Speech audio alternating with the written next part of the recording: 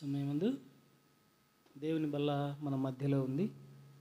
వాటి కొరకై హెచ్చరికలు వింటూ ఎక్కడ నువ్వు నేను పడిపోతూ వచ్చాము, ఎక్కడ నేను ప్రభువుకు దూరస్తుడుగా ఉంటూ వచ్చినాము, దాన్ని సరిచేసుకొని యోగ్యమైన రీతిలో బలలో పాలు పంపులు పొందట కొరకై ప్రభు నీతో నాతో మాట్లాడును గాక.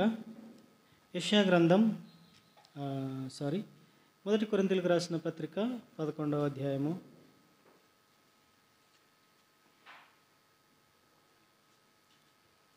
28వ వచనము. అదొకటి అందరం కలిసి చదువుదాం. మొదటి కొరింథీయులకు రాసిన పత్రిక 11వ అధ్యాయము 28వ వచనం. కాబట్టి ప్రతి మనుష్యుడు తనను తాను పరీక్షించుకొనవలెను, అలాగ చేసి ఆ రొట్టెను తిని ఆ పాత్రలను త్రాగవలెను. యెషయా గ్రంథము 27వ అధ్యాయము 2వ వచనము 3వ వచనము, దీన్ని కూడా మనము కలిసి చదువుకుందాం. యెషయా గ్రంథం 27, 2, 3, పేజ్ నంబర్ 589. ఆ దినమున మనోహరమగు ఒక ద్రాక్షావనముండును, దాన్ని గూర్చి పాడుడి. యెహోవాను నేను దాన్ని కాపు చేయుచున్నాను, ప్రతి నిమిషమును నేను దానికి నీళ్లు కట్టుచున్నాను. ఎవడనో దాని మీదకి రాకుండానట్లు దివారాత్రముల్లో దాన్ని పాడుచున్నాను. ప్రభు సాయం కొరకు మనం మొదటగా చదువుకున్నటువంటి లేఖన భాగంలో ప్రతి మనుష్యుడు తను తాను పరీక్షించుకోవలెను, అలాగ చేసి ఆ రొట్టెని తిని ఆ పాత్రలోని త్రాగవలెను. ప్రతి వారము చెప్పేటువంటి వచనమే కాబట్టి అందరికీ కంఠస్థమే కదా. రక్షింపబడిన నీవు నేను, ప్రభువును ఆరాధించినటువంటి నీవు నేను, ఈ లోకయాత్రలో విశ్వాసులుగా నీవు నేను ఏ విధంగా ఉన్నాం అనేదాన్ని ఇప్పుడు ప్రభు మన మధ్యలో ఉన్నాడు. నువ్వు అనుకోవచ్చు, ఎవరు చూస్తూ ఉన్నారులేనా అని. దేవుడు సర్వలోకం పైన ఆయన కనుదృష్టి ఉంచున్నాడు కనుక, అంతేకాదు నీ పక్కన నా పక్కన ఆసీనుడైనటువంటి వాడిగా ఉన్నాడు. అది మన బాహ్య నేత్రాలకు అర్థం కాదు. అంతరంగమైనటువంటి నేత్రాలతో చూస్తే ప్రభు మనకు కనబడతాడు. ఆ ప్రభు బలలో చేయి వేసేటప్పుడు నా జీవితం ఏ విధంగా ఉంది అనేది పరీక్షించుకుని ప్రభు బలలో చేయి వేస్తాం. రెండవ అంశంగా యెషయా గ్రంథం 27, 2, 3 వచనాలను మనము ధ్యానాంశంగా చదువుకుందాం. ఆ దినమున మనోహరమగు ఒక ద్రాక్షావనముండును, దాన్ని గూర్చి పాడుడి. ఇక్కడ కసాపురంలో మనోహరమైన ద్రాక్షావనం ఇది, బేతెల్. ఎందుకంటే నిజంగా చెప్తా ఉన్నా, మా కొలిములలో ఇంతకంటే పెద్ద సంఘమే, 250 మంది వస్తారు. కానీ మీ మాదిరిగా ఆరాధించడం నేను చూడలే. వాక్యము మీకు బాగా అర్థం చేసుకున్నారు, కానీ మీ స్థితిని ప్రభువుకు వివరించినారు. నేను నా సంఘాన్ని తక్కువ అంచనా కాదు, కానీ నిజం వాస్తవం చెప్పాలి. ఎప్పటికైనా తప్పైనా రైట్ అయినా ఒప్పుకోవాలి. అది ఇంత క్లియర్గా ఇంత క్లారిటీగా మా బేతనియాలో ఆరాధించలేరు. ఆ విధంగా బేతేల్లో ఉన్నటువంటి నన్నును ఒక మనోహరమైన ద్రాక్ష వల్లి వలె నన్ను నాటినటువంటి వాడిగా ఉంటా ఉన్నాడు. మనోహరం అంటే మధురమైనది, తృప్తినిచ్చేటువంటిది, పుష్టినిచ్చేటువంటిది, ఆనందాన్నిచ్చేటువంటిది. ఇలాంటి అనుభవాలు కలిగినటువంటి నన్నుగా ఈ బేతేల్లో నాటినటువంటి వాడిగా ఉన్నాడు దేవుడు.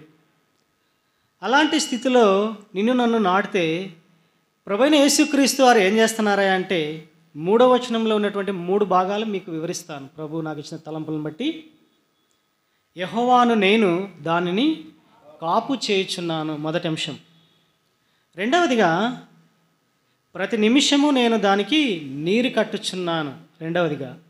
మూడవదిగా దివారాత్రము దాన్ని కాపాడుచున్నాను. ఈ 3 మాటలు ప్రభు నాకు ఇచ్చిన తలంపులను బట్టి మీతో పంచుకుంటాను. ఈ మనోహరమైనటువంటి ద్రాక్షావల్లిగా నేను ఇక్కడ ఉన్నటువంటి నేను ఏ విధంగా లోకయాత్రలో జీవిస్తూ ఉన్నావు. ప్రభువైన యేసుక్రీస్తు వారు ఈ గ్రామంలో నిన్ను ఒక విశ్వాసిగా, ఒక మనోహరమైన ద్రాక్షావళిగా నాటినటువంటి స్థితిలో లోకానికి నువ్వు ఏ విధంగా ఉన్నావు? నువ్వు నిజంగా మనోహరంగానే నువ్వు ఫలిస్తూ ఉన్నావా? నిన్ను చూసి అబ్బా ఈ అన్న చాలా ఆ దేవుని ఎరగడం ద్వారా ఈయనలో నిజంగా ప్రభువైన యేసుక్రీస్తు వారు కనబడతా ఉన్నాడు అని నీ గురించి సాక్ష్యం ఇస్తూ ఉన్నారా? లేక టైంపాస్ పోతున్నానులే ఇల్లు వాటికి అని అనిపించుకుంటా ఉన్నావా? ఏ విధంగా ఉండవనేది ప్రభువైన యేసుక్రీస్తు వారు నీతో నాతో మాట్లాడేవాడుగా ఉన్నాడు. ఈ మధ్యాహ్న కాల సమయంలో నేను వాక్యాన్ని ఖచ్చితంగా నేను అర్థం చేసుకునేటువంటి వాడుగా ప్రభు నీతో నాతో ఖచ్చితంగా మాట్లాడతాడు.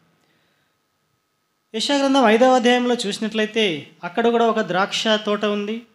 అక్కడ కూడా ఒక ద్రాక్ష వల్లిగా ఉంటా ఉన్నారు. మొదటి వచనంలో 2వ లైన్లో ఉంటే చదవండి అమ్మా. సత్తువ గల 2వ లైన్ 3వ లైన్. సత్తువ భూమి గల కొండ మీద నా ప్రియునికి ఒక ద్రాక్ష తోట ఉండెను. ఆయన దానిని బాగుగా త్రవ్వి రాళ్లను ఏరి అందులో శ్రేష్టమైన ద్రాక్ష తీగలను నాటించెను. దాని మధ్యన బురుజు ఒకటి వేయించి ద్రాక్ష తొట్టిని తొలిపించెను. ద్రాక్ష పండ్లు ఫలింపవలెనని ఎదురు చూచుచుండెను, కానీ అది కారు ద్రాక్షలు కాచెను. మనోహరమైనటువంటి ద్రాక్షవనముగా నిన్ను నన్ను నాటినటువంటి వాడు ప్రభువైన యేసుక్రీస్తు వారు. ఆయన స్వరక్తము చేత నిన్ను నన్ను కొని, ఆయన రక్తము విలువ పెట్టి కొని నిన్ను నన్ను ఎక్కడ నాటాడండి? సత్తువ భూమి గల కొండ మీద ఆయన నిన్ను నన్ను నాటినటువంటి వాడు. ఎలాంటిది అది? శ్రేష్టమైన ద్రాక్ష తీగ నాటించాడు. నేను శ్రేష్టమైనటువంటి వాడం, మనోహరమైనటువంటి వాడం, మధురమైనటువంటి వాడం, ప్రభువుకు ఇంపైనటువంటి వాడం. కానీ నా జీవితం ఆయన ఏ విధంగా ఇక్కడ చూస్తూ ఉన్నాడు, ఎదురు చూస్తూ ఉన్నాడు? నీ కొరకై నా కొరకై ఆయన ఏ విధంగా చూస్తూ ఉన్నాడంటే నీకు నాకు ఎలాంటి ఆటంకం జరగకూడదని ప్రభు ఈ లోకయాత్రలో కంచె వేసేటువంటి వాడుగా ఉన్నాడు. ఒక బురుజు కట్టించేటువంటి వాడుగా ఉన్నాడు. పాతకాలంలో మనం చూసింటాం కదా, గుత్తికొండలో బురుజులు ఉన్నాయి. అక్కడక్కడ వాల్కు మధ్యలో రౌండ్ కట్టింటారు, దాన్ని బురుజు అంటారు. ఆ బురుజులు కట్టించేటువంటి వారు అది సేఫ్టీ కొరకు, ఎవరు శత్రువు రాకోకోకుండా ఉండటం కొరకై అక్కడ సెక్యూరిటీని ఏర్పరిచేటువంటి వారు. అట్లా నీ దగ్గరికి కూడా శత్రువు రాకోకోకుండా ఉండటం కొరకై ప్రభువైన యేసుక్రీస్తు వారు బురుజు ఏర్పరిచినటువంటి వాడు, తొట్టి తొలిపించినటువంటి వాడు. ఎందుకంటే నువ్వు నిజమైన ద్రాక్షావళి కదా, మనోహరమైన ద్రాక్షావళి కదా, శ్రేష్టమైనటువంటి ద్రాక్షావళి కదా. నువ్వు ఏ విధంగా ఉండాలా? యేసు ప్రభు కొరకై ఫలాలు ఫలించేటువంటి వాడుగా, మనోహరమైనటువంటి ఫలాలు ఫలించేటువంటి వాడుగా, మధురమైనటువంటి ఫలాలు ఫలించేటువంటి వాడుగా, పుష్టినిచ్చేటువంటి ఫలాలు ఫలించేటువంటి వాడుగా నేను ఉండాలని ఆయన ఒక తొట్టి తొలిపించినటువంటి వాడిగా ఉంటా ఉన్నాడు. అయితే నేను ఏ విధంగా ఉన్నామంట? కారు ద్రాక్షలు కాసేటువంటి వారిగా ఉన్నామంట. నిజమే కదా ప్రియ సోదర సోదరి? కారు ద్రాక్షలు అంటే విషం ఉండేటువంటి కారు ద్రాక్షలు కాసేటువంటి వాడిగా ఉన్నావు. ఈ లోకయాత్రలో ఈ ఆదివారం వరకు మాత్రమే నువ్వు ఇక్కడ మందిరంలో కూర్చొని దేవుని ఆరాధించేటువంటి వాడిగా ఉంటా ఉన్నావు.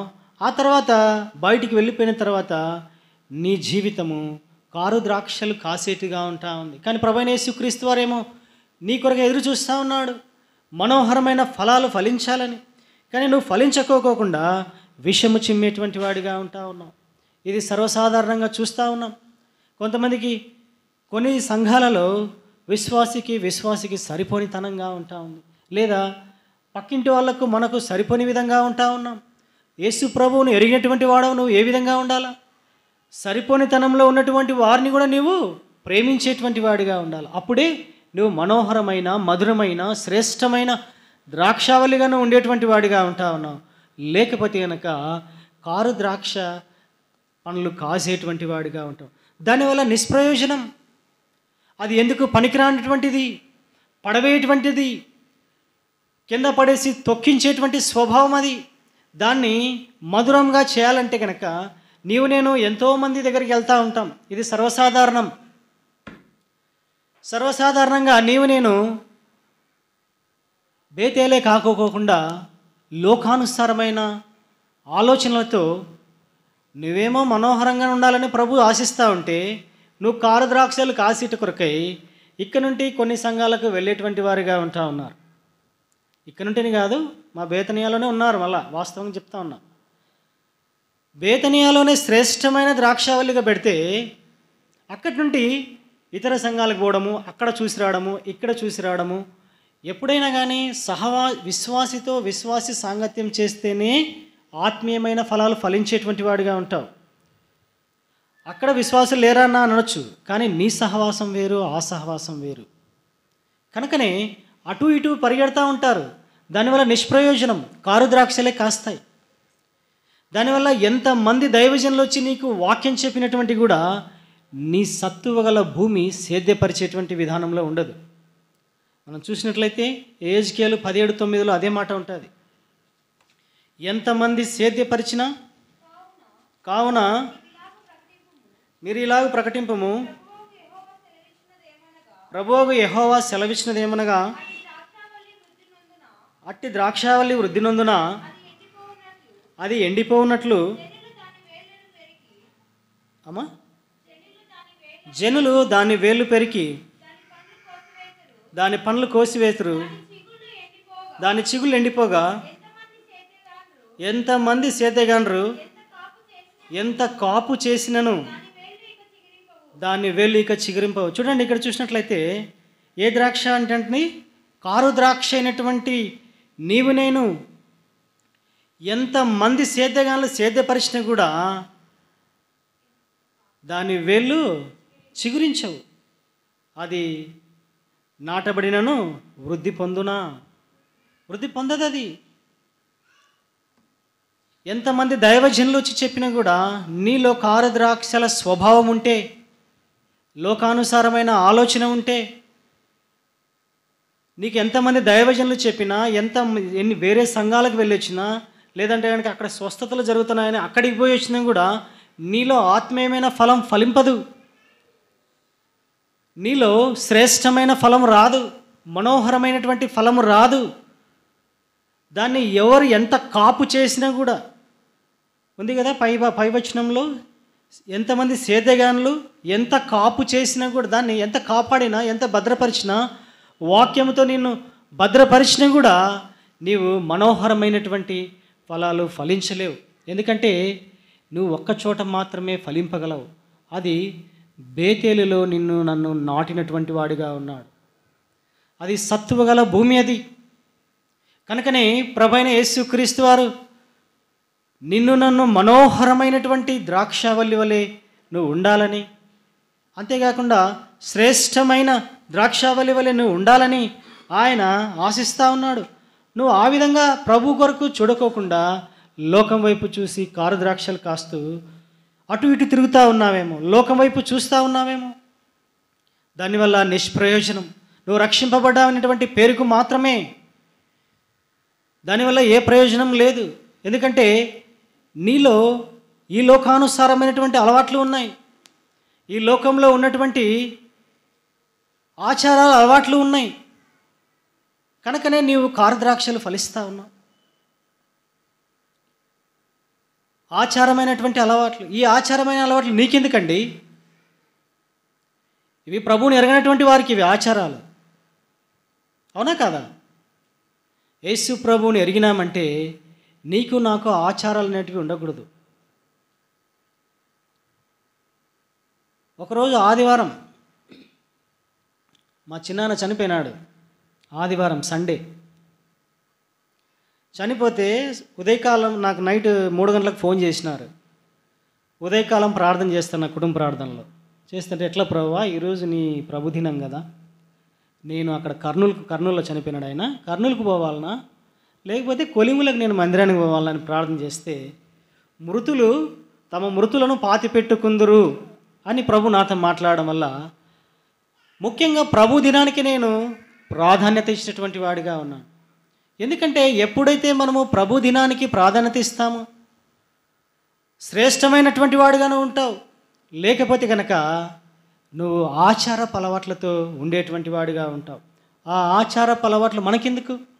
ప్రభువుని ఎరగకముందు అయితే కనుక ఆచారపు అలవాట్లు ఉంటాయి. లేదా ఇంటికి వాస్తు చూస్తారా చూడరా? చూస్తారా? అన్న బాగా కరెక్ట్గా చెప్తున్నాడు. వాస్తు మనకెందుకండి? అవి లోకానుసారమైనటువంటి వారికి. క్రైస్తవుడిగా ప్రభువుని ఎరిగినటువంటి వాడిగా నువ్వు ఉండిన ఎడల వాటినన్నింటినీ విడిచిపెట్టాల. వాటినన్నింటినీ నీది వెనక ఉంచుకున్నట్టే కనుక నువ్వు ఖచ్చితంగా కారు ద్రాక్షలు కాసేటువంటి వాడివే. నీలో అభివృద్ధి ఉండదు. నువ్వు ఎన్ని దినాలు మందిరానికి వచ్చినా కూడా నువ్వు వేస్టే. ఖచ్చితంగా చెప్తా ఉన్నా. ఎందుకంటే ఈ లోకానుసారమైనటువంటివి అవి వాస్తులు. ఇప్పుడు మా ఇల్లే ఉంది, ఇటు సైడ్ బాత్రూమ్ ఉంది. యాక్చువల్గా అయితే అటు సైడ్ ఉండాలంటారు. నేను చిన్నప్పుడు ఉన్నామంటే అటు సైడే ఉంది బాత్రూమ్, కానీ మాకేం కాలేదు కదా. ఎంతోమంది వచ్చి చెప్పినారు, అన్న ఇక్కడ ఉండకూడదన్నా, మీరు అభివృద్ధి చెందరు, మీ ఇంట్లో ఏదైనా అనార్థాలు జరుగుతాయి అదేదని. కానీ దేవుడు మమ్మల్ని అంచెలంచెలుగా ఎదిగించినటువంటి వాడిగా ఉన్నాడే కానీ ఎప్పటికీ తగ్గించినటువంటి వాడిగా లేడు. కనుక ఆచారాల అలవాట్లు మనకొద్దు, లోకానికి మాత్రమే.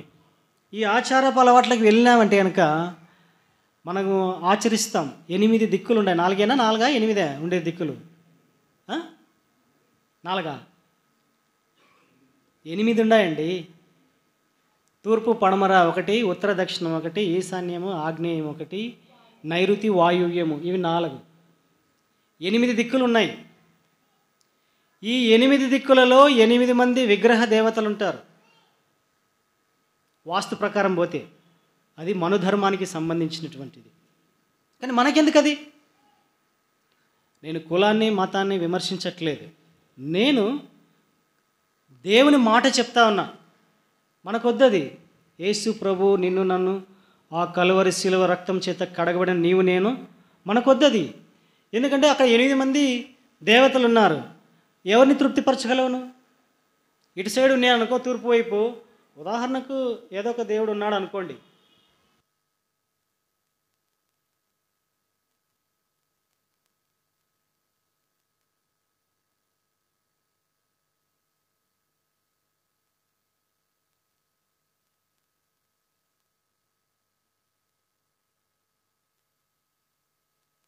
దేవుళ్ళని తృప్తిపరచగలనా? కాదు కదా. అలాంటివి మనకొద్దు.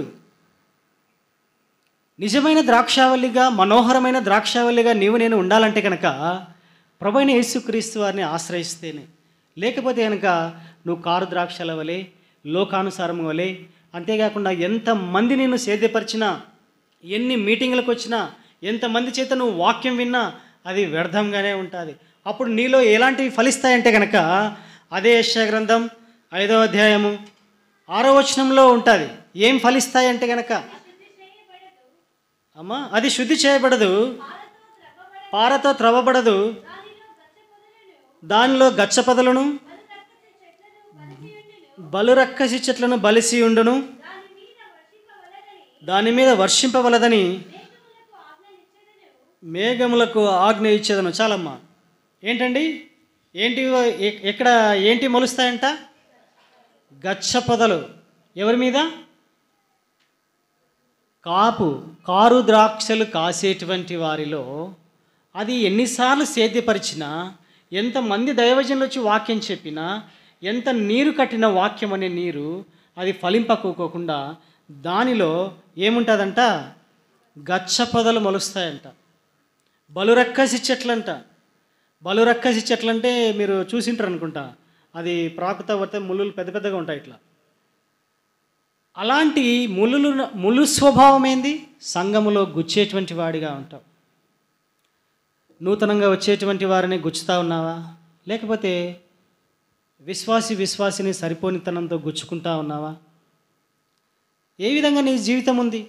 నీలో అదే బలురక్కసి చెట్లు మీద ఉంటే కనుక నువ్వు పతనావతస్తే అది పీకి పెరికివేయబడి పారవేయబడుతుంది. అది ఎండిపోయి కాల్చబడుతుంది. మత్తయి సువార్త, లూకా సువార్తలో కూడా రాయబడింది, గొడ్డలి చెట్టు వేరున పెట్టబడి ఉందని. తెలిసినటువంటి భాగమే అది. ఎందుకు నరకబడతావు, నరకబడి అగ్నిలో పడవేయబడతావు. ఏ విధంగా ఉంది నీ జీవితం, నా జీవితం? ఈ మధ్యాహ్న కాల సమయంలో ప్రభు బలలో ప్రవేశించే ముందు ఒకసారి పరీక్షించుకో. కారు ద్రాక్షలు కాసేటువంటి వాడిగా ఉన్నావా? బలురక్కసి చెట్లు నీలో ఉన్నాయా? ఏ విధంగా నా జీవితం ఉంది? అంతేకాకుండా లోకానుసారంగా జీవిస్తూ ఉన్నావేమో. నీ ఉద్యోగంలో కానీ, నీ వ్యాపారంలో కానీ, లేకపోతే నీ పని దగ్గర కానీ నిన్ను చూసి ఎవరైనా కానీ ఇతను నిజంగా క్రైస్తవుడు అని చెప్తా ఉన్నారా? చెప్పకపోతే వేస్ట్, దానివల్ల ఏ ప్రయోజనం లేదు. నీ ఉద్యోగంలో ఎలా ఉన్నావు నువ్వు? అధికారులకు లోబడి జీవిస్తూ ఉన్నావా?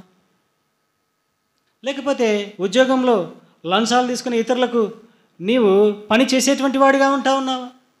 నీ వ్యాపారంలో మోసపూరితమైన వ్యాపారం చేస్తూ ఉన్నావా? కాలేజీలో నువ్వు ఏ విధంగా ఉన్నావు? లోకానుసారమైన సౌందర్యం కలిగినటువంటి వాడిగా ఉంటా ఉన్నావా? ఆ విధంగా నువ్వు జీవిస్తే కనుక కారు ద్రాక్షలు కాసేటువంటి వాడిగానే ఉంటా ఉన్నావు. లేక దేవుని సంఘానికి వస్తూ ఉన్నావు, ప్రభు కొరకు నీవు సంపాదించిన దానిలో దశభాగం నమ్మకంగా ఇస్తూ ఉన్నావా? అది ఇవ్వకపోతే నీవు కారు ద్రాక్ష కాసేటువంటి వాడిగా ఉన్నావు. అంతేకాకుండా దేవునికి ఇవ్వవలసినటువంటి సమయాన్ని ఇవ్వకపోతే అది కూడా కారు ద్రాక్షనే. దానివల్ల నీవు విడవబడేటువంటి వాడిగా ఉన్నావు. నీవు నిద్రించేటువంటి స్థితి. ఈ బలలో చేయి వేస్తే, ఉదాహరణకే బైబిల్ గ్రంథంలోదే ఒకటి చెప్తా. కారు ద్రాక్షలు 2 కాసినారు. నూతన నిబంధనలో 2 కారు ద్రాక్షలు కాసినారు. కానీ 2లో ఒకరు రక్షింపబడ్డారు, ఒకరు మనోహరమైన మధురమైన ఫలాలు ఫలించినారు, ఒకరు ఫలించలే. ఎవరంటే ప్రభువైన యేసుక్రీస్తు వారు నాటినాడు మనోహరమైనటువంటి ద్రాక్షావనం. ఎంతమందితో? 12 మంది శిష్యులతో నాటినాడు. అందులో 2 కారు ద్రాక్షలు కాసినారు. 2 ఎవరన్నా అని అంటారా మీరు? చెప్తారా? ఓకే, ఇస్కరియోతు యూదా. రైట్. ఎన్నిసార్లు కాసినాడమ్మా ఆయన? ఎన్ని కాపు కాసినాడు ఆయన? 5 సార్లు కాసినాడు. మొదటగా ప్రభువైన యేసుక్రీస్తు వారు గెత్సెమనే తోటకు వచ్చినప్పుడు ఆయన ఖడ్గము తీసుకొని సైనికుడిని చెవి నరికినాడు. అది మొదటి కారు ద్రాక్ష. ప్రభువైన యేసుక్రీస్తు వారు నేను ఎరగనని ముమ్మారు చెప్పినాడు. వాటికి 4 అయినాయా?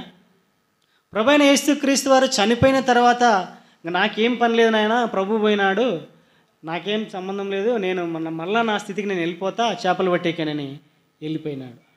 5 సార్లు ఆయన కారు ద్రాక్షలు కాసినటువంటి వాడిగా ఉన్నాడు. కానీ ఈ 5 సార్లు కాచినా కూడా ప్రభువైన యేసుక్రీస్తు వారు అందరినీ కాస్తూనే ఉన్నాడు. రాళ్ళు తీసేస్తూ ఉన్నాడు, గుంట త్రవ్వుతూ ఉన్నాడు, బురుజు కడతా ఉన్నాడు, అన్నీ చేస్తూ ఉన్నాడు, నీరు పెడతా ఉన్నాడు. దీనిలో ఫలించినటువంటిది పేతురు మాత్రమే. ఎందుకంటే తన స్థితిని ఒప్పుకున్నాడు ప్రభు దగ్గర, తన స్థితిని పరీక్షించుకొని ఏడ్చినటువంటి వాడిగా ఉన్నాడు. కనుకనే ఆయన మొట్టమొదటి బిషప్గా ఆయన ఉన్నటువంటి వాడిగా ఉన్నాడు. అంతేకాకుండా ఆయన ప్రసంగిస్తే 5,000 మంది కూడా రక్షించేటువంటి విధానంలో నేను లేఖనాలలో చూస్తాం. కానీ ఇక్కడ సరిచేసుకొని విధానము, ఇంకా నేను కారు ద్రాక్షలే కాస్తాను, నాలో బలురక్కసి చెట్లే ఉన్నాయి, బలిసిన చెట్లే ఉన్నాయి అనేటువంటి స్వభావంలో యూదా ఉన్నాడు. కనుకనే తన జీవితంలో సరి చేసుకోకపోవడం వలన అపోస్తుల కార్యము 1వ అధ్యాయము 18వ వచనంలో తను ఊరి పెట్టుకున్నాడు. ఊరి పెట్టుకొని తను నడుము విరిగి పొట్ట పగిలి పేగులు బయటకు వచ్చినాయని రాయబడి ఉంటుంది ఆడ. ఏ విధంగా అండి? ఎందుకు? తను కారు ద్రాక్ష ఇంకా కాస్తూనే ఉన్నాడు. తను సరిచేయబడలే. సరిచేయబడింటే కనుక అతను కూడా వచ్చునేమో ప్రభు సన్నిధికి. నేను ఈ మధ్యాహ్నకాల సమయంలో ఈ లోకయాత్రలో ఏ విధంగా జీవిస్తూ ఉన్నావు? కారు ద్రాక్షలు కాస్తూ ఉన్నావా? కారు ద్రాక్షలు కాసి బలురక్కసి చెట్లు నీలో ఉన్నాయా? ప్రభు సన్నిధిలో క్షమాపణ అడుగు. నిజమే, నా జీవిత యాత్రలో ప్రభువా, నేను చేసే పనిలోను, వ్యాపారంలోను, ఉద్యోగంలోను నీకు ఇయ్యాల్సినటువంటి భాగంలో నమ్మకంగా నేను లేను.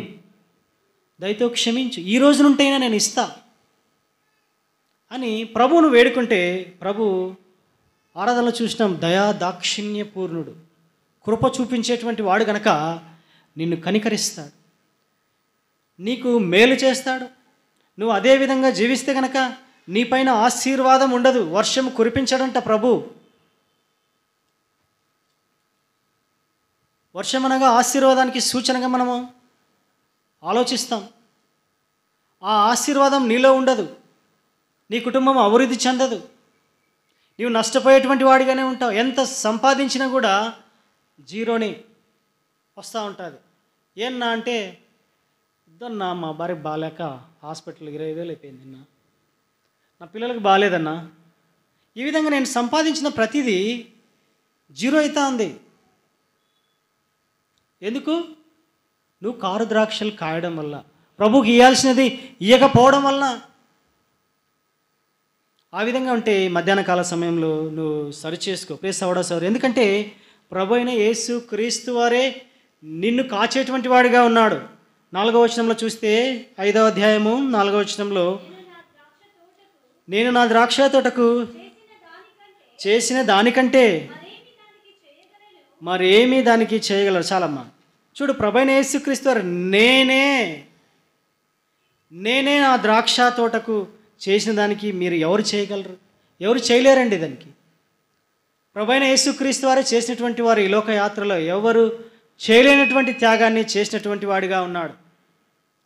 ఆ కల్వరి శిలువ రక్తధార ద్వారా నీకు విడుదల, విమోచన, నీకు క్షమాపణ కూడా. కనుకనే ఈ మధ్యాహ్న కాల సమయంలో నువ్వు ప్రభు సన్నిధిలో ఒప్పుకుంటే ఆయన నిన్ను నన్ను క్షమించేటువంటి వాడిగా ఉంటా ఉన్నాడు. ఇది మొదటిగా కాపు కాచేటువంటి విధానం. నువ్వు ఒప్పుకుంటే ప్రభు అయిన యేసుక్రీస్తు వారు కాపుదల కాస్తాడు. లేకపోతే కనుక నువ్వు విడవబడతావు, అగ్నిలో పడవేయబడతావు. ఒకసారి పరీక్షించుకో. రెండవదిగా, ప్రతి నిమిషము నేను దానికి నీరు కట్టుచు ఉన్నాను. నీరు కట్టేటువంటి స్వభావము ఇక్కడ మనకందరికి తెలిసినటువంటి విధానమే. ఏ విధంగా అండి? లోకానుసారంగా ఇప్పుడు వరి పంట వేస్తాము. వరి పంటకు నిత్యం నీళ్ళు వేస్తారా? ఇక్కడ వరి వేస్తారా? వరి పంటకు నిత్యం నీళ్ళు ఉండాలా. నీళ్ళు ఉంటేనే అది అభివృద్ధి చెందుతుంది, లేకపోతే అభివృద్ధి చెందదు, పడిపోతుంది, లేకపోతే తాలు గింజలు ఇస్తుంది. అట్లా ప్రభు అయిన యేసుక్రీస్తు వారు కూడా మనోహరమైన ద్రాక్షావల్లి వలె నిన్ను ఈ బేతేల్లో నాటినడం కనుక నీవు మధురమైన ద్రాక్షావల్లిగా ఉండాలని ఆయన నీకు అనుదినము నీరు కట్టేటువంటి వాడిగా ఉన్నాడు. ఏ విధంగా ఉన్నాడంటే, యోహాను సువార్తలో మనం చూస్తాం, నేను నిజమైన ద్రాక్షావల్లిని, నా తండ్రి వ్యవసాయకుడు అని మనం చూస్తాం. యోహాను సువార్త 15వ అధ్యాయము 1వ వచనం చదవండి. నేను నిజమైన ద్రాక్షావల్లిని, నా తండ్రి వ్యవసాయకుడు, నాలో ఫలింపని ప్రతి తీగను ఆయన తీసి పారవేయును. ఫలించు ప్రతి తీగ మరి ఎక్కువగా ఫలింపవలని దానిలోని పనికిరాని తీగలను తీసివేను. చాలమ్మా, ఇక్కడ నిజమైన ద్రాక్షావల్లి ఎవరంట? నీవు, నేనే. మన తండ్రి ఎవరు? వ్యవసాయకుడు కాదండి, ప్రభు అయిన యేసుక్రీస్తు వారు. ఇక్కడ లేఖన భాగాలలో వ్యవసాయకుడే, కానీ నీకు నాకు తండ్రి ప్రభు అయిన యేసుక్రీస్తు వారు. నిన్ను నన్ను మనోహరమైన ద్రాక్షావల్లి వలె, మధురమైన ద్రాక్షావల్లి వలె, నిజమైన ద్రాక్షావల్లి వలె నిన్ను నాటినాడు. మన తండ్రి వ్యవసాయకుడు. ఎందుకంటే నిన్ను నన్ను ఈ వ్యవసాయం ద్వారానే చూపించినటువంటి వాడిగా ఉన్నాడు. ఎందుకంటే ప్రతి దినము దాన్ని కాపు కాస్తూ ఉండాలా, నీరు పెడతా ఉండాలా, మందేస్తూ ఉండాలా, నీళ్లు పెడతా ఉండాలి. వాక్యం అనేటువంటి నీరు ప్రతి దినము నీకు పెడతా ఉండాలా. అది పెట్టకపోతే కనుక నీవు ఎండిపోయేటువంటి వాడిగా ఉన్నావు. ప్రతి దినము వాక్యం చదువుతూ ఉన్నారా మీరు? మీ డైలీ పోర్షన్ ఉందా? ఖచ్చితంగా ఉంటే సంతోషము. మీ కుటుంబాలలో ఉదయ సాయంకాలము కుటుంబ ప్రార్థనలు ఉన్నాయా? చేస్తామంటే కనుక ఎవరు ఎత్తలేరేమో. ఎత్తమనలేండి. ప్రతి దినము మన కుటుంబాలలో కనీసం ఒక్క పూటన రోజంతా 24 గంటలు మన మొబైల్కే అప్పగిస్తే ప్రభు కొరకు ఎప్పుడండి మనం జీవించేది? ఎట్లా ప్రభు నీకు తండ్రి అవుతాడు? ఎట్లా నువ్వు నిజమైన ద్రాక్షావల్లిగా ఉంటావు? అవునా కదమ్మా? కరెక్టేనా? నువ్వు నిజమైన ద్రాక్షావల్లిగా, మనోహరమైన ద్రాక్షావల్లిగా ఉండాలంటే ఖచ్చితంగా నీ కుటుంబంలో కుటుంబ ప్రార్థన ఉండాలి. ముఖ్యంగా కుటుంబ ప్రార్థన అనేది అది ఒక చిన్న సంఘం. అది ఆ చిన్న సంఘం కొరకు నువ్వు ప్రార్థన చేస్తే ఆ కుటుంబ ప్రార్థనలో నీ సంఘము బేతేలు అనేటువంటి సంఘం, నీ సహవాసి విశ్వాసి అయినటువంటి ప్రతి వారిని గుర్తుకొస్తారు. అప్పుడు వారి కొరకు నువ్వు ప్రార్థన చేస్తావు. అప్పుడు ఆ సంఘ కార్యక్రమాల కొరకు నువ్వు ప్రార్థన చేస్తావు. లేకపోతే కుటుంబ ప్రార్థన లేకపోతే ఆ కుటుంబ వార కార్యక్రమాలు గుర్తుకుండవు. నీ పక్కనటువంటి విశ్వాసి కూడా నీకు గుర్తుండడు. అవునా కదా? మళ్ళీ ఆదివారం వచ్చేంతవరకే. అట్లా ఉండకూడదు ప్రియ సోదర సోదరి. అలా ఉంటే కనుక నీవు కారు ద్రాక్షలు కాసేటువంటి వాడిగా ఉంటావు. ఆయన ప్రతి దినము నీకు నీరు పెట్టేటువంటి వాడిగా ఉన్నాడు. అంతేకాకుండా యోహాను సువార్త 4వ అధ్యాయము 10వ వచనం నుండి మనం చూస్తే, అందుకు యేసు, నీవు దేవుని వరమున నాకు దాహమునకిమ్మని నిన్ను అడుగుచున్నవాడెవడో అదియు ఎరిగి ఉంటే నీవు ఆయనను అడుగుదువు, ఆయన నీకు జీవజలం ఇచ్చునని ఆమెతో చెప్పాను. ఇక్కడ చూసినట్లయితే ప్రభువైన యేసుక్రీస్తు వారు నిత్యము, అనుచిన్నము, అనుక్షణము నీరు పెడతా ఉన్నాడా లేదా? మనోహరమైన ద్రాక్షావళికండి యెషయా 27లో. అదేవిధంగా ఇక్కడ ఈ నీరు పెట్టుట కొరకై, ఆ నీరు తీసుకున్నట కొరకై ఒక సహోదరి వచ్చింది. ఇక్కడ మనం చూసినట్లయితే ఎవరండి ఆమె? సమరయ స్త్రీ.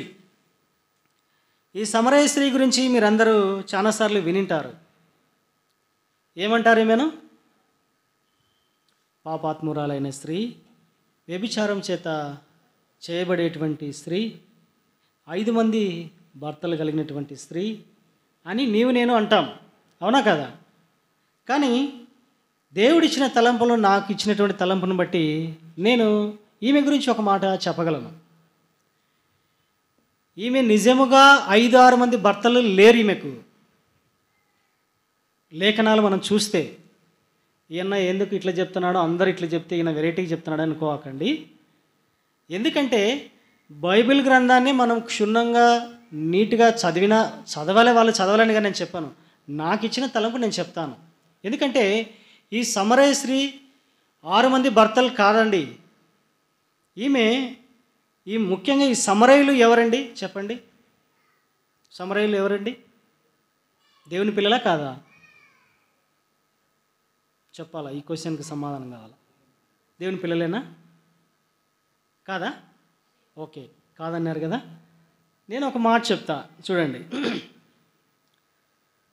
యాకోబు యోసేపు ఐగుప్తులో ఉండగా యాకోబు కరువు వచ్చింది. అప్పుడు దేశమంతా యాకోబు అంతా తీసుకుని పోయి 72 మందిని అక్కడ ఐగుప్తులో ఉంచుతాడు. 400 సంవత్సరాల తర్వాత మోషేని ఏర్పరచుకొని, బ్రీఫ్గా చెప్తానమ్మా ఎందుకంటే రెఫరెన్స్ చూపిస్తే టైం అయిపోతుంది నాకు. అక్కడ మోషేని ఏర్పరచుకొని 6 లక్షల కాల్బలాన్ని ఆయన బయటికి తీసుకొని వస్తాడు. 10 అద్భుతమైన సూచక్రియలు చేసి ఫరో ఎదుట. మోషే నడిపిస్తూ వచ్చిన తర్వాత, వారు కనాను చేరిన తర్వాత, మోషే నాయకత్వము, యెహోషువ నాయకత్వం తర్వాత ఎవరు వచ్చినారండి? వాళ్ళని ఏలుట కొరకు ఎవరు వచ్చినారండి? న్యాయాధిపతులు వచ్చినారండి. ఫస్ట్ న్యాయాధిపతుల తర్వాత రాజులు వచ్చినారు. మొదటి రాజు ఎవరు మనకు? సౌలు. మొదటి రాజు, ఆయన 40 ఏళ్ళు ఏలినాడు, నో ప్రాబ్లం. ఆ తర్వాత దావీదు వచ్చినాడు. దావీదు కూడా 40 సంవత్సరాలు ఏలినాడు, అది కూడా నో ప్రాబ్లం. ఆ తర్వాత సొలొమోను వచ్చినాడు. సొలొమోను కూడా 40 సంవత్సరాలు ఏలినాడు. కానీ సొలొమోను కాన్నే వచ్చినది తంట. ఎందుకంటే సొలొమోను బహుభార్యాతత్వం కలిగినటువంటి వాడిగా ఉండి రాజ్యము రెండుగా విడిపోతాదని దేవుడు చెప్పినాడు. కానీ సొలొమోను కాలంలో విడిపోలే, అది మరలా ఆయన కాలంలో విడిపోలే. ఆయన 40 సంవత్సరాలు పూర్తి చేసుకున్న తర్వాత తన కుమారుడైనటువంటి రెహబాము ఏలుతూ వచ్చినాడు. రెహబాము సందర్భంలోనే ఇశ్రాయేల్ దేశము రెండుగా విడిపోతూ వచ్చింది. ఒకటి యూదా రాజ్యము, రెండు ఇశ్రాయేల్ రాజ్యంగా విడిపోతూ వచ్చింది. యూదా రాజ్యానికి ఏమైనా బోరు కొడుతుందమ్మా? ఏం కొట్టలేదు కదా. బోరు కొడుతుందంటే నేను సింపుల్గా కట్ ఆఫ్ చేసుకుంటూ వస్తా, ఎందుకంటే అర్థం చేసుకోవాలా బైబిల్ అని చెప్తా ఉన్నా అంతే. యూదా రాజ్యానికి క్యాపిటల్ సిటీ ఏందండి? క్యాపిటల్ సిటీ అంటే రాజధాని. రాజధాని ఏంది? యెరూషలేము. ఆ తర్వాత ఇశ్రాయేల్ రాజ్యానికి కూడా కావాలి కదా. ఇశ్రాయేల్ రాజ్యాన్ని ఎవరు వెళ్తున్నారు అప్పుడు? యెరోబాము వెళ్తా ఉన్నాడు. యెరోబాము వెళ్తా ఉన్నాడు కనుక ఈ ఇజ్రాయేలీలు ప్రతి ఏటేటా యెరూషలేముకి వెళ్ళేటువంటి వారు. యెరూషలేముకి వెళ్తా ఉన్నారని చెప్పి యెరోబాము ఏం చేసినాడంటే ఈ ఇశ్రాయేల్ రాజ్యంలో అటు ఇటు పక్కన దూడలను ఏర్పరిచినాడు, విగ్రహాలను ఏర్పరిచినటువంటి వాడిగా ఉన్నాడు. మనం చూస్తే దినవృత్తాంతముల గ్రంథము చూస్తే చూడకండి, చదివితే ఉంది. అక్కడ చూసినట్లయితే ఆ దూడలను ముక్కేటువంటి వాడిగా చేసినాడు. ఎవరైనా? యెరోబాము చేసినాడు. ఆ యెరోబాము చేయడం వల్ల ప్లస్ దానికి ఒకటి క్యాపిటల్ సిటీ కావాలి కదా, అవునా కాదా? రాజధాని కావాలి కదా. మనకు కూడా ఉన్నది కదండి ఒకప్పుడు. మనం కూడా ఆంధ్ర రాష్ట్రం అంటే ఒకప్పుడు ఏమనుకునే వాళ్ళం? తెలంగాణ ప్లస్ రాయలసీమ కోస్తా కలిపినదే ఆంధ్రప్రదేశ్. కానీ కొన్ని అనివార్య కారణాల వల్ల విడగొట్టినారు వాళ్ళు. తెలంగాణ సపరేట్ అయింది, ఆంధ్ర సపరేట్ అయింది. అదే విధంగానే ఇశ్రాయేల్ రాజ్యం ఇప్పుడు అంతే. యూదా రాజ్యం ఒకటి, ఇశ్రాయేల్ రాజ్యం ఒకటి. ఈ ఇశ్రాయేల్ రాజ్యానికి క్యాపిటల్ సిటీ వచ్చేసి షోమ్రోను. షోమ్రోన్లో ఏలేటువంటి వాడు యెరోబాము. అయితే ఈ షోమ్రోన్లు ఎందుకు చెప్తున్నామన్నా అంటే ఈ సమరయులు అనేటువంటి వారు షోమ్రోన్లో నివసించేటువంటి వారు. షోమ్రోన్లో ఎవరున్నారండి?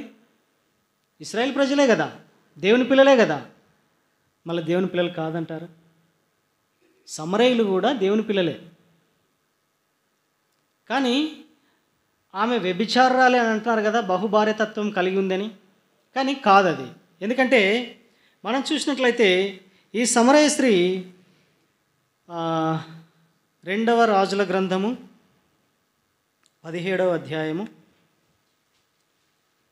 24వ వచనం చూడండి ఒకసారి. కొంచెం పైన చదవమ్మా. 23లోనే కొంచెం పైన 2వ లైన్ చదవండి. ఆ హేతువు చేత వారు తమ స్వదేశంలో నుండి అష్షూరు దేశంలోనికి చెరగొని పోబడిరి, నేటి వరకు వారచ్చట ఉన్నారు. అష్షూరు రాజు బబులోను, కూత, హవ్వా, హమాతు, సెపర్వాయిము అని దేశములలో నుండి జనులను రప్పించి ఇశ్రాయేలు వారికి మారుగా షోమ్రోను పట్టణములలో ఉంచెను గనుక వారు షోమ్రోను దేశమును స్వతంత్రించుకొని దాని పట్టణములలో కాపురము చేసిరి. ఇక్కడ చూడండి, ఇశ్రాయేలు ప్రజలను దేవునికి అవిధేయమైనటువంటి కారణముగా జీవించడం వలన, దేవునికి విరోధంగా జీవించడం వలన వాళ్ళు చెదరగొట్టేసినాడు. అష్షూరు రాజ్యంలోనికి చెదరగొట్టేసినాడు. అష్షూరు రాజు ఏం చేసినాడంటే ఈ కూత, హవ్వా, సెపర్వాయిము, హమాతు వారిని తీసుకుని వచ్చి ఎక్కడ పెట్టినాడండి? షోమ్రోన్లో పెట్టినాడు. ఈ షోమ్రోన్ అనేది మిశ్రితమైనటువంటి జనం. అష్షూరు వాళ్ళు లోకస్తులు ఉన్నారు, విశ్వాసులు ఉన్నారు. ఈ షోమ్రోన్లో వీళ్ళు వస్తా ఊరికే రాలే. వీళ్ళు ఈ కూత, హవ్వా, సెపర్వాయిము, హమాతు వారు ఊరికే రాలే. బాగా అర్థం చేసుకోవాలి. ఇక్కడ మనం చూసినట్లయితే 29వ వచనం చదవండి. దాని కింద కొందరు జనులు తమ సొంత దేవతలను పెట్టుకొని షోమ్రోనీయులు కట్టుకొనిన ఉన్నత స్థలముల మందిరములలో వాటిని ఉంచుచూ వచ్చారు. ఇక్కడ చూసినారా, షోమ్రోన్లో ఉన్నటువంటి వారు, ఇక్కడ వచ్చినటువంటి వారు కూతా, హవా, సెఫర్వాయిము వాళ్ళు ఊకే రాలే, వాళ్ళ దేవతలను తీసుకొని వచ్చినారు. వాళ్ళ దేవతలను తీసుకొని వచ్చి ఇక్కడ దేవుని మందిరాలలో పెట్టినటువంటి వారుగా ఉంటా ఉన్నారు. చదవమ్మా, ఏ దేవతలను మీరు ఇప్పుడు చూస్తారు. మరియు వారు తమ తమ పురములలో తమకు దేవతలు కలుగజేసుకునిరి. బబులోను వారు, మొదట బబులోను వారు సుక్కోత్పెనోదు దేవతను, ఒక నిమిషం, వీటికి ఒక దేవతను తీసుకొచ్చినారు వీళ్ళు. ఆ దేవతనే చెప్తా తర్వాత. రెండవది కూతావారు నిర్గాలు దేవతను తీసుకుని వచ్చినారు. రెండవది హమాతు వారు అషీమా దేవతను తీసుకొచ్చినారు. మూడవది అది అవీలు నిజ్బాజు దేవతను, తర్తాకు దేవతను, వీళ్ళు ఇద్దరు దేవతలను తెచ్చుకున్నారు. కానీ ఒకరే, ఆ ఇద్దరికైతే 5 మంది అవుతారు వాటికి. ఆ తర్వాత ఆరవది ఎవరంటే కింది లైన్లో ఉంది చూడమ్మా, సెఫర్వాయిము వారు తమ పిల్లలను అద్రమెల్లేకు, అనెమ్మెల్లేకు అని వారు తీసుకుని వచ్చినారు. ఇది 6వ దేవత. ఇది అద్రమెల్లేకు, అనెమ్మెల్లేకు అనేది ఒకటే. ఈ 6 దేవతలు కలిగినటువంటి వారే ఈ సమరయ స్త్రీకి ఉన్నటువంటి భర్తలు. అర్థమైందా? ఎందుకు నా అట్లా చెప్తావు అంటారా మీరు? ఎప్పుడైతే దేవునికి విరోధంగా విగ్రహాన్ని ఆరాధిస్తారో అది దేవుని దృష్టిలో వ్యభిచారంతో సమానం. అవునా కాదా? ఉదాహరణకు చెప్తా, ప్రభువైన యేసుక్రీస్తు వారు ఇక్కడ నజరేతుకు వచ్చినాడు. సమరయ స్త్రీ దగ్గరికి వచ్చినప్పుడు, బావి దగ్గరికి వచ్చినప్పుడు ఆమె నీళ్ళు అడిగితే నీళ్ళు మన తండ్రి అయిన యాకోబు కంటే గొప్పవాడవని అడిగినారు. కానీ చేసినటువంటి ఆమె స్థితినంతా ప్రభువైన యేసుక్రీస్తు వారు చెప్పడం వల్ల ఈయన నిజంగా క్రీస్తు అని ఎరిగింది. ఎందుకు? ఈయన ఆమె స్వభావాన్ని అంతా చెప్పడం వల్ల.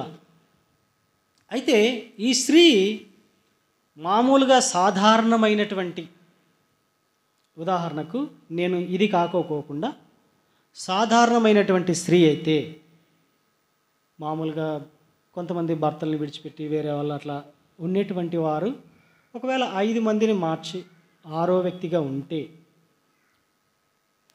ఆమె చెప్తే గనక ఆ గ్రామస్తులందరూ వస్తారా? చెప్పండి. ఈ మాటకు ఉదాహరణకు నేనంట, వస్తారన్నా? పోమా బలి చెప్పిందా అని అంటారా అనరా? అవునా కదా? కానీ ఈమె స్థితిని చెప్పినటువంటి ప్రభువైన యేసుక్రీస్తు వారి గురించి ఊర్లోకి పోయి చెప్తే గ్రామస్తులందరూ వచ్చినారు. ఎందుకు వచ్చినారు? ఒక వ్యభిచారురాలు అయితే కనుక ఎవరు రారు. అంతేకాకోకుండా ఆమె పాపులారిటీ ఉండదు, ఆమె చెప్తే ఎవరు వినరు. కానీ ఈ 6 మంది దేవతలు ఆమె కలిగింది గనక, ఈ 6 మందిని భర్తగా స్వీకరించింది గనక, ఎవరినైతే నమ్ముకొని ఉంటామో వారే కదా భర్త. ఇప్పుడు మీకు భర్త ఎవరండి? మీ ఆయన పేరు చెప్పాకండి. ఎవరండి? మనకు ప్రభువైన యేసుక్రీస్తు వారు మనకు భర్త. ఎందుకంటే ఎప్పుడైతే రక్షింపబడతామో ఆ రోజు నుండి మన మరణ పర్యంతం వరకు ప్రభువైన యేసుక్రీస్తు వారే మనకు భర్త. ఎందుకంటే ఆయన ద్వారానే మనము జీవిస్తూ ఉన్నాం. ఈ లోకయాత్రలో ప్రతి అవసరత ఆయనకు చెప్పుకునేటువంటి వారు కనుక ప్రభువైన యేసుక్రీస్తు వారు మనకు భర్త.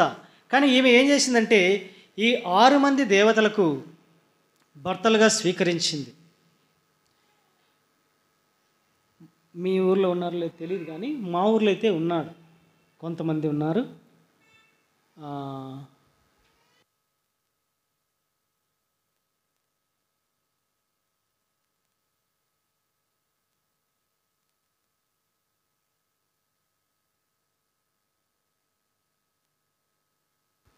ఇలా దేవతలను కలిగి ఆ గ్రామంలో సోదె చెప్పేటువంటి స్వభావం కనుకనే ఆ గ్రామస్తులకు అందరికీ పరిచయం ఈమె.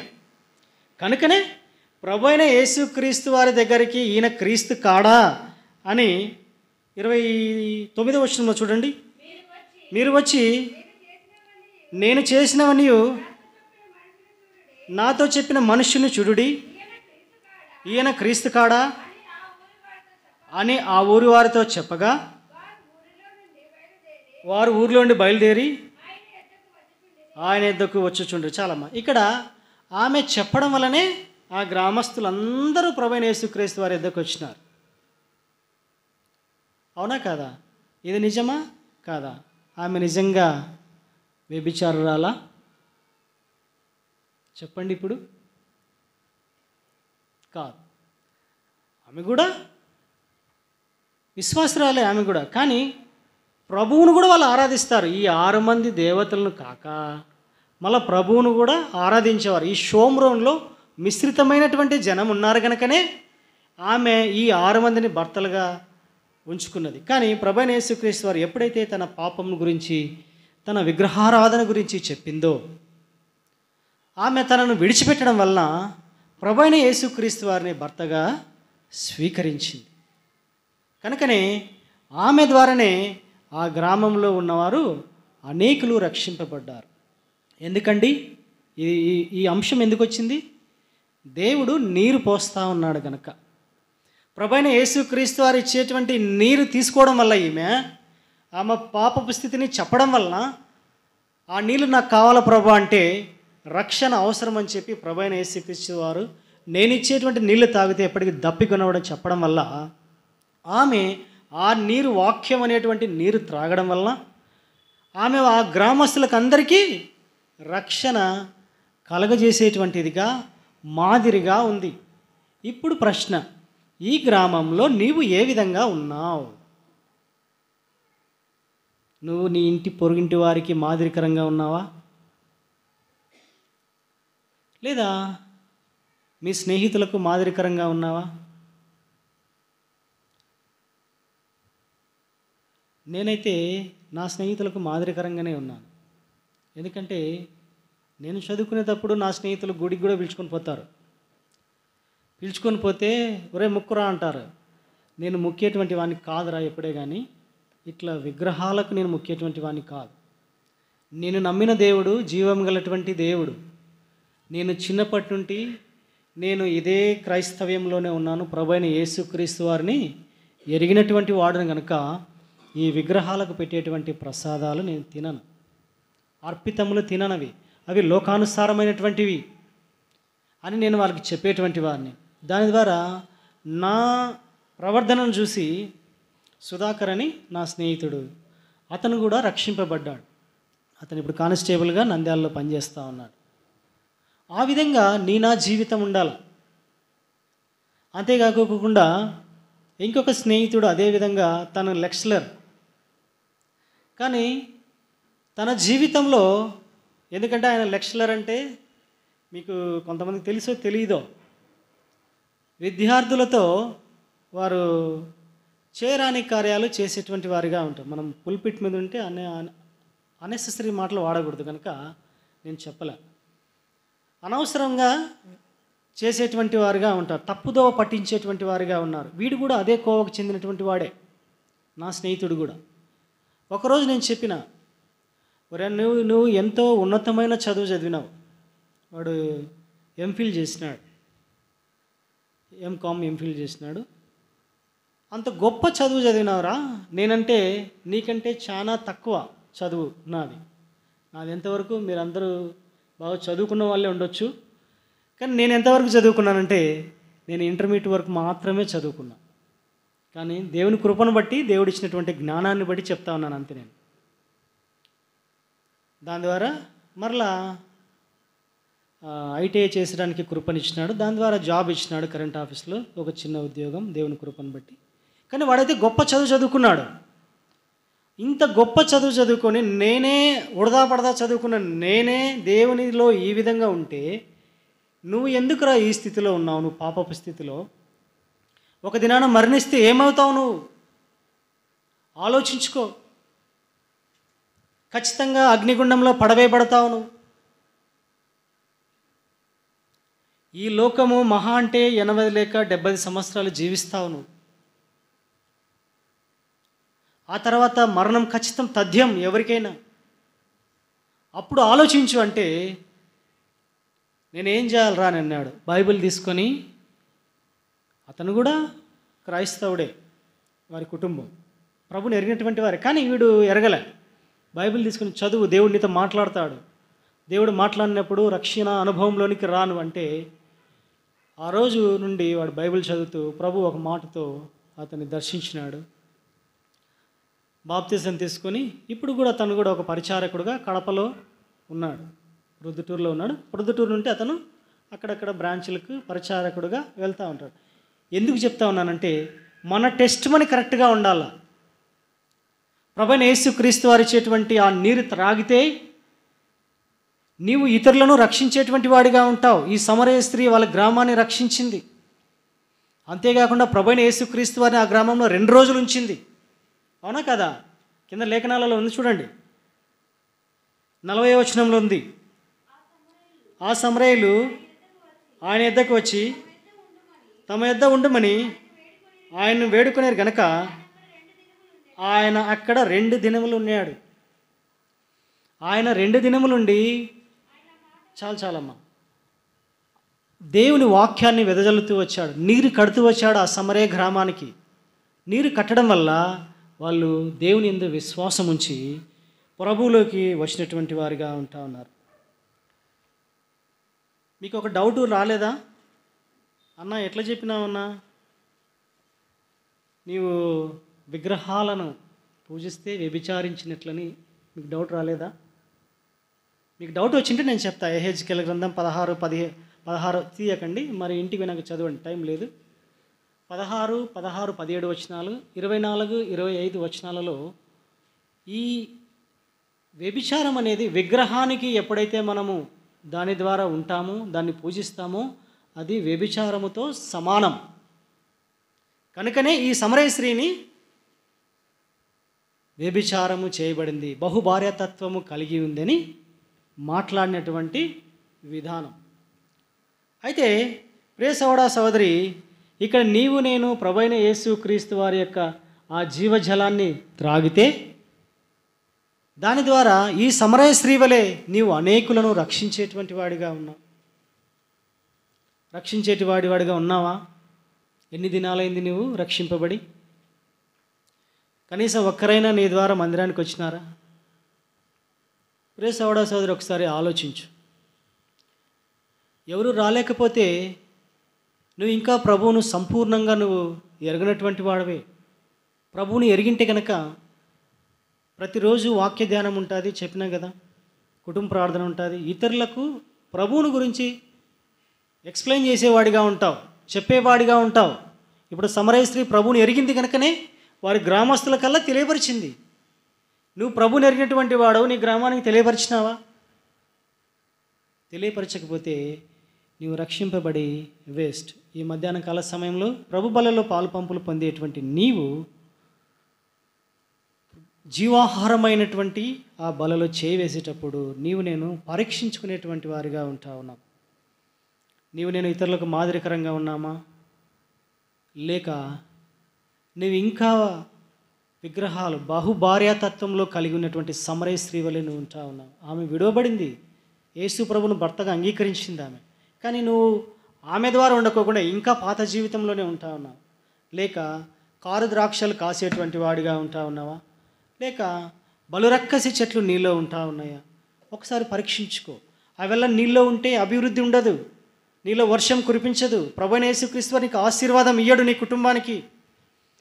నీ కుటుంబానికి ఆశీర్వాదం రావాలంటే సరి చేసుకుని యోగ్యమైన రీతిలో బలలో పాలు పంపులు పొందితే దేవుడు నీకు నాకు ఆశీర్వాదం ఇచ్చేటువంటి వాడిగా ఉంటున్నాడు.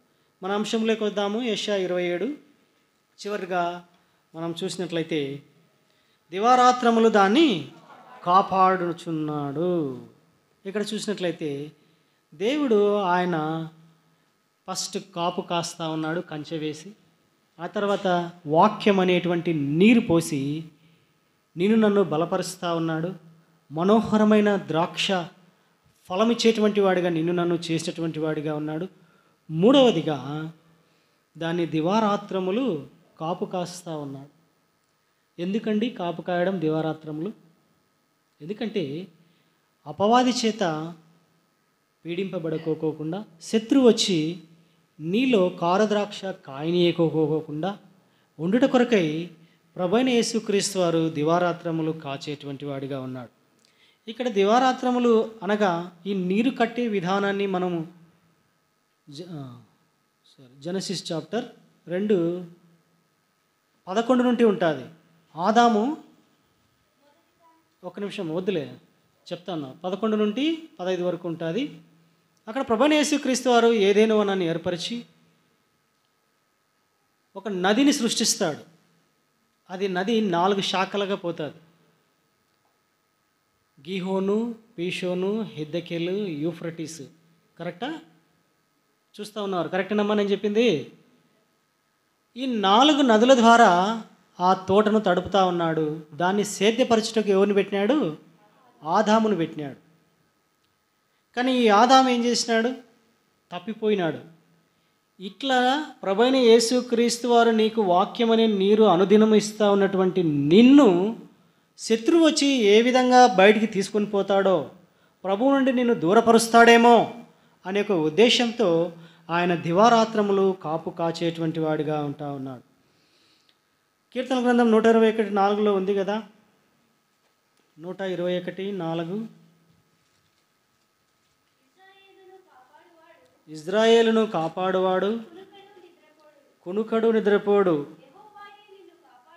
యెహోవాయే నిన్ను కాపాడువాడు, నీ కుడి ప్రక్కనను నీకు నీడగా ఉండును, పగలు ఎండ దెబ్బ అయినను నీకు తగలదు, రాత్రి వెన్నెల దెబ్బ అయినను నీకు తగలదు. చాలమ్మా. చూడండి ఇక్కడ చూస్తే ఆయన ఏ విధంగా ఉంటున్నాడంటండి? ఇశ్రాయేలును కాపాడువాడు. ఇశ్రాయేల్ అంటే ఎవరు? నీవు నేనే. ఎప్పుడైతే ప్రభువైన యేసుక్రీస్తు వారిని అంగీకరించి ఆయన సొంత రక్షకుడుగా నీవు నేను అంగీకరించి ఆయన మన పెళ్లి భర్తగా మనం స్వీకరిస్తామో అప్పుడే ఆయన నీకు నాకు ఇశ్రాయేలు అనే పేరు పెట్టినటువంటి వాడిగా ఉన్నాడు. అవునా కదా? యాకోబును ఇశ్రాయేల్గా మార్చినటువంటి వాడు. నిన్ను నన్ను కూడా కారుద్రాక్షలు కాసేటువంటి వాడవు, బలురక్కసి చెట్లు నీలో మొలిచేటువంటి వాడవు. అంతేకాకుండా లోకానుసారమైన జీవించేటువంటి నిన్ను ప్రభువైన యేసుక్రీస్తు వారిలోకి నడిపించి ఆయన నిన్ను కాపాడుట కొరకై ఇశ్రాయేలుగా నిన్ను మార్చి ఆయన ఏంటండి కునుకడు నిద్రపోడు. కునుకడంటే తూగడని అర్థం. ఒకసారి కూడా అట్లా తూగడని పరిశుద్ధమైన బైబిల్ గ్రంథంలో రాయబడి ఉంది. కునికినటువంటి వారు ఉన్నారు, చూసినారా? ఎవరండి కునికినటువంటి వారు? పేతురు, యాకోబు, యోహాను. గెత్సెమని తోటలో ప్రభు చింతాక్రాంతుడవుతూ ప్రార్థన చేసేటప్పుడు తను మరణమవునంతగా తను ప్రార్థన చేసినాడు. అలాంటి స్థితిలో చేస్తూ ఉంటే వీరు కూడా ప్రార్థనలు ఏకీభవించుకోకుండా వీళ్ళు తూగినటువంటి వారిగా ఉన్నారు. 3 సార్లు తూగిన, ఒక్క గడి అయినా నాతో మేలుకొని ఉండలేరా అని అన్నాడు. మనుషులంగా నీవు నేనైతే కనుక నిద్రపోయేటువంటి వారమే.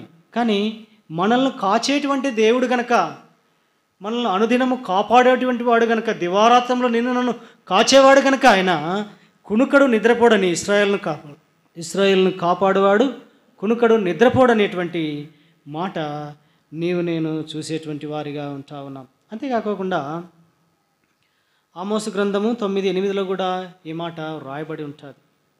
ఆమోసు గ్రంథము 9 అమ్మా, ప్రభువైన యెహోవా కన్ను ఈ పాపిష్టి రాజ్యము మీద ఉన్నది. చాలమ్మా. ప్రభువైన యెహోవా కన్ను ఎక్కడుందండి? ఈ పాపిష్టి రాజ్యము, ఈ దోషభరితమైన లోకం మీద, కారు ద్రాక్షలు కాసే నీ మీద. అంతేకాకోకుండా బహుభార్యతత్వం, విగ్రహముల చేత పూజించేటువంటి నీ పైన ఆయన ఉండేటువంటి వాడుగా ఉన్నాడు ఆయన కన్ను.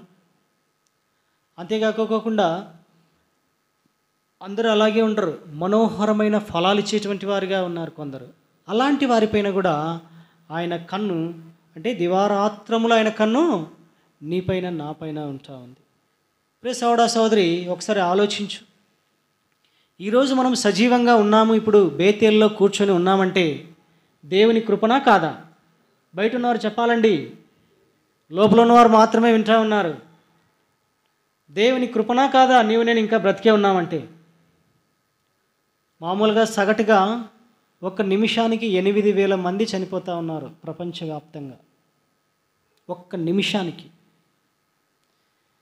కానీ వారికంటే మనం ఏమైనా గొప్పవారమా? కాదు కదా. కానీ ప్రభువైన యేసుక్రీస్తు వారు నిన్ను నన్ను ఇంకా సజీవ లెక్కలో ఉంచినాడంటే అది ఎందుకండి?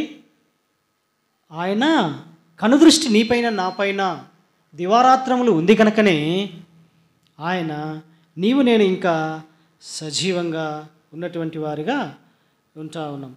ప్రియ సోదరా సోదరి, ఈ మధ్యాహ్న కాల సమయంలో నీవు ఏ విధంగా ఉన్నావు? ప్రభు బలలో పాలు పంపులు పొందేటువంటి నీవు నేను ఇప్పుడు దేవుడు నీతో మాట్లాడినటువంటి మాటల ద్వారా నీవు ఏ విధంగా ఉన్నావు?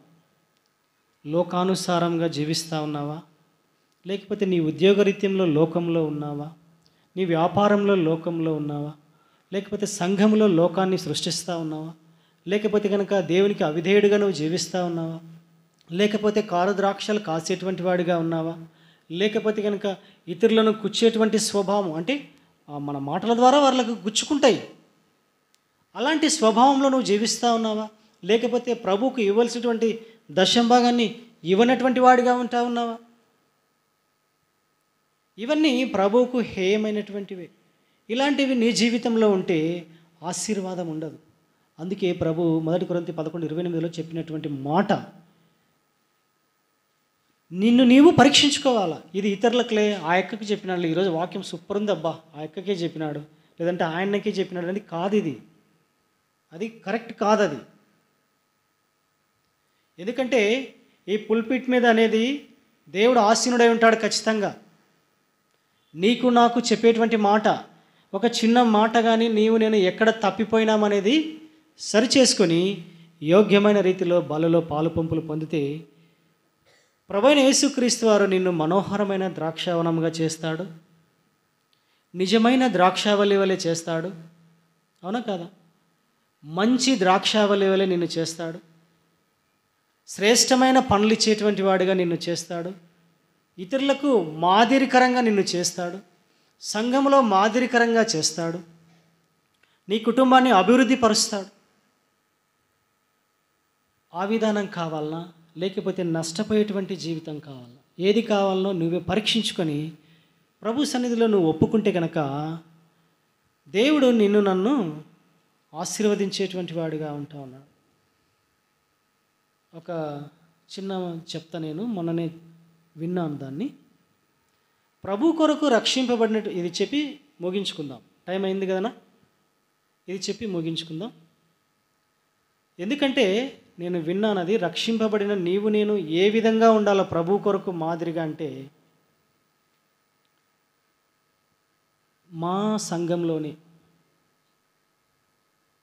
ఒక సహోదరి ఉంది, సుగుణమ్మ అని పేరు.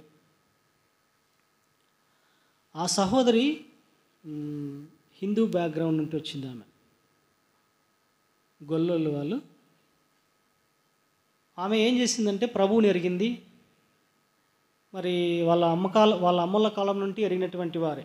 ఎందుకంటే ఆనాడు ఆళ్ళగడ్డలో బక్సింగ్ గారు వచ్చి వాక్యం చెప్పినప్పుడు వాళ్ళ అమ్మలు రక్షింపబడ్డారు. అక్కడి నుండి ఈమె అదే బీజాన్ని వేసుకుని ప్రభువుని ఎరిగి కనకాద్రిపల్లిలో జీవించేటువంటిది. తన భర్త రమణయ్య లోకానుసారమైనటువంటి వ్యక్తి, ఆయన త్రాగుబోతుతనము అన్నీ ఉన్నాయి ఆయన దగ్గర. కానీ ఈమె తన భర్త ఎన్ని చేసినా, ఎంత హింసించినా కూడా ప్రభువుని విడిచిపెట్టుకోకుండా, మందిరాన్ని విడిచిపెట్టుకోకుండా నమ్మకంగా వచ్చేటువంటిది. 2 కొడుకులు, 2 కోడళ్ళు, 2 మనవళ్ళు, 2 మనవరాళ్ళు. ఆమెకు నమ్మకంగా వచ్చేటువంటి ఆమెను అతని భర్తలో శత్రు కార్యం చేసి ఏం చేసినాడంటే, ఒకరోజు గొడవపడి, నువ్వు మందిరానికి పోకూడదు, నీవు నీ దేవుణ్ణి విడిచిపెడితేనే నిన్ను బ్రతికిస్తా, లేకపోతే నా చేతిలోనే నువ్వు చస్తావు అని చెప్పినాడు. నీకు నాకు అలాంటి పరిస్థితి ఎదురైతే ఏం చేస్తాం? ఎందుకులే వీంతో మందిరానికి పోకోకుంటేనే మంచిదిలే, ఇంట్లో ఆంతరంగిక విశ్వాసిగా నేను ఉంటానని అనుకుంటామా అనుకోమా? ప్రభు రాకడ దినాల్లో కొంతమంది అంతరంగిక శిష్యులు కూడా ఉన్నారు. అంటే బయటికి రారు, వాళ్ళు ప్రభుని ఎరిగింటారు కానీ బయటపడరు. అలాంటి సిచ్యువేషన్లో ఉండాలని అనుకుంటామా అనుకోమా? అక్కగారు చెప్పాలా. అనుకుంటాం నీవు నేను. కానీ అక్క ఏమైందంటే, నీవు నన్ను చంపినా పర్వాలేదు, నేను మందిరానికి పోతా అని చెప్పింది. మొన్ననే రీసెంట్గా 28 రోజులు అయింది. అతను ఖచ్చితంగా చెప్పినాడు, మళ్ళా నిన్ను ఆదివారమే చంపుతా అని. మళ్ళీ ఎప్పుడు చంపాను, బాగా హ్యాపీగా ఉంటా, కానీ ఆదివారం నాపొద్దు చంపుతా అన్నాడు. 28 దినాల కిందట 3 గంటలకి ఫోన్ చేసినారు నాకు. నేను కనకాద్రిపల్లెకు గ్రామాల పరిచయకు పోతా. అక్కడ ఉన్నటువంటి సోదరుడు ఇమ్మానియల్ అన్న ఫోన్ చేసినాడు, అన్న ఇట్లా సుగుణమ్మక్క చనిపోయిందన్న అని. అది వండర్, అది అసలు ఆదివారం 3 గంటలప్పుడు చేసినాడు నాకు ఫోను. ఏందన్నా నువ్వు చెప్పేది, అక్క ఎందుకు చనిపోతుందన్న అంటే, లేదన్నా వాళ్ళ భర్త చంపినాడు అని. పోయి చూస్తే ఎంత కర్కాశకంగా చంపినాడంటే, అతను అంత కర్కాశకంగా చంపినాడు. తింటుంది కదా ఇది సుత్తి తీసుకొని ఇక్కడ కొట్టినాడు.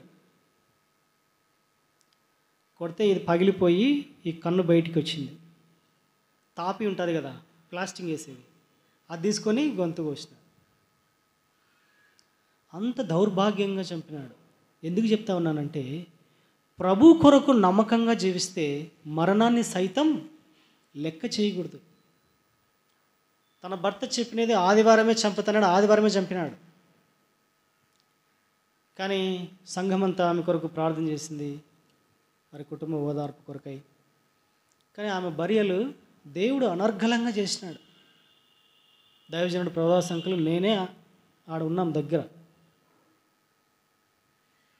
ప్రభువుని ఎరిగినటువంటి వారు ఏ విధంగా ఉంటారంటే, నిజంగా చంపబడింది కదా, రక్తం అంతా కారిపోయింది కదా, ఆడే స్పాట్లోనే మళ్ళా అట్లా గోడలకు చిమ్మింది. అట్లే చూస్తే నిద్రపోలేరు, అన్నం తినబుద్ధి కాదు. ఆమె రక్తం అంతా పోతే ఎలా ఉంటారు మనిషి చెప్పండి మీరు? బాడీ ఉదాహరణకు ఆమెదని కాదు, ఎవరిదైనా రక్తం పోతే ఎలా ఉంటారు? తర్వాత సాయంకాలానికల్లా నల్లగా అయిపోతారు లేదా? కానీ దేవుని కృపను బట్టి ఆ సహోదరి యొక్క దేహం ఏ విధంగా ఉందంటే, పసిపిల్లవాడి దేహం వల్లే సౌందర్యంగా ఉంది. అసలు అది ఒక గోల్డ్ కలర్లో కనపడుతుంది ఆమె బాడీ. అసలు నేను అంకులు చాలా వండర్ అయినాం, ఏంది అంకుల్ ఇట్లా కనపడతా ఉందంటే, దేవుని ప్రభావం కుమారది అని చెప్పినాడు. అంత ఎందుకంటే ప్రభువును అంత నమ్మకంగా ఆమె అంగీకరించింది కనుక, తన మరణం సైతం అర్పించింది కనుక ప్రభు మహిమపరచబడ్డాడు. కనుకనే ఆయన ఆమెను మహిమపరుస్తూ వచ్చాడు. సంఘం అంతా వచ్చింది. ఎంత అనర్గళంగా అంటే అంత అనర్గళంగా ఆమె బర్యలు జరిగింది. ఆ విధంగా నీవు నేను జీవిస్తామా? రాబోయే దినాలు బహు భయంకరమైన దినాలు. ఊరికి నమ్ముకున్నటువంటిది కాదు. ప్రభుని అమ్మాకండి. ఎందుకంటే ప్రభు ఏడుస్తాడు. నీవు నేను పరీక్షించుకొని ఈ మధ్యాహ్న కాల సమయంలో ప్రభు కొరకు మనోహరమైన ద్రాక్షావల్లిగా నువ్వు ఉండాలని దేవుడు ఆశిస్తూ ఉన్నాడు. నిజమైన ద్రాక్షావల్లి వల్లే నువ్వు ఉండాలని ఆశిస్తూ ఉన్నాడు. మధ్యాహ్న కాల సమయంలో తప్పిపోయినావా, పడిపోయినావా, క్షమాపణ అడుగు ప్రభు దగ్గర. ఈ బల్ల అనేది ఆషామాషిది కాదండి, ఇది నిప్పుతో సమానం. అది సరిచేసుకొని ఆ బల్లలో పాలు పంపులు పొందితే దేవుడు నిన్ను నన్ను ఆశీర్వదించేటువంటి వాడిగా ఉన్నాడు. దేవుని కొరకై మీరు మరణాన్ని సైతం లెక్క చేయనటువంటి వారిగా ఇతరులకు సువార్త ప్రకటిస్తూ రండి. దేవుడు ఈ వాక్యాన్ని దీవించును గాక.